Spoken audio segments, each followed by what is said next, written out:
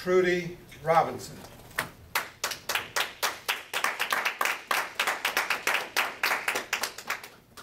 And the child shall lead them all. And the child shall lead them all, Trudy Robinson.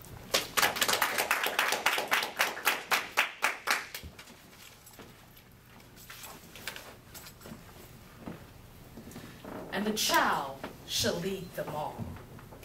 Contest master, fellow Toastmasters, and honored guests.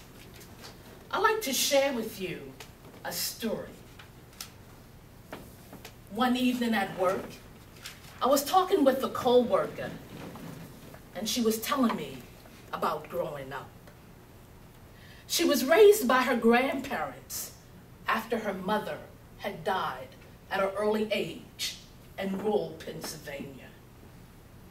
Later in life, she came to Baltimore, met and fell in love with an older man who had 2 children.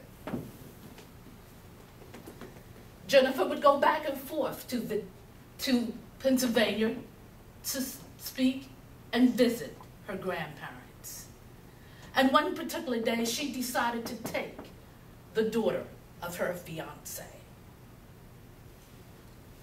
Well, when the grandparents met this daughter, they had a lot of questions in their minds. For you see, she was biracial.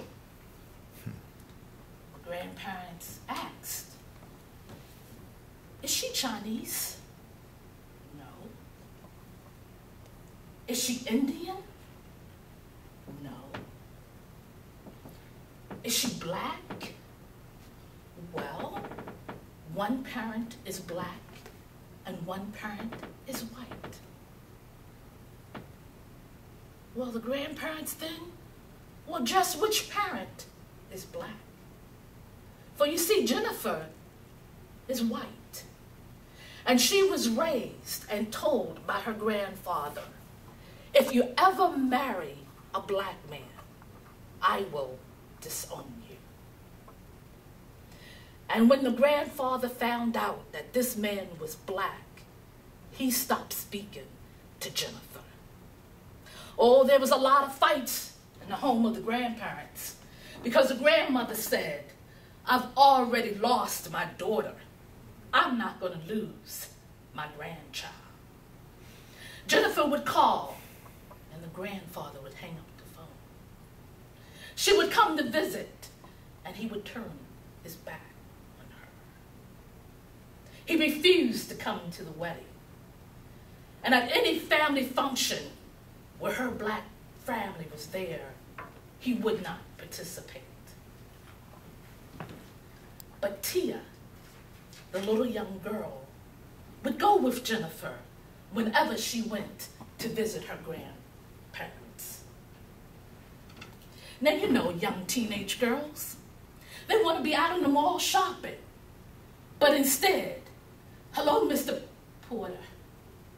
He would slam the door in her face. Teenage girls, they want to be on the phone talking about boys. But she would go, "Hello, Mr. Porter," and he would scowl at her. Teenage girls, they want to be out on the field, playing athletics and being with their friends, not cleaning up old people's homes. But she would go, "Hello, Mr. Porter." And again, he would turn his back. But every time Jennifer went to visit her grandparents, Tia, the 12-year-old girl, would go with her. Grandmother was getting sick and frailing. She ended up in a nursing home. And Jennifer and her stepdaughter, her brown stepdaughter, would go visit. And they would take the time and wash grandmother's hair and bathe her body and change the linen. And Grandpa would just walk past with a scowl on his face. And every time that Jennifer went Tia would go. Tia would hold the telephone so Grandma could talk to her sisters and brothers. She would sit and read the Bible to this woman that she didn't know. One day Jennifer was not there, and Grandpa came into the room,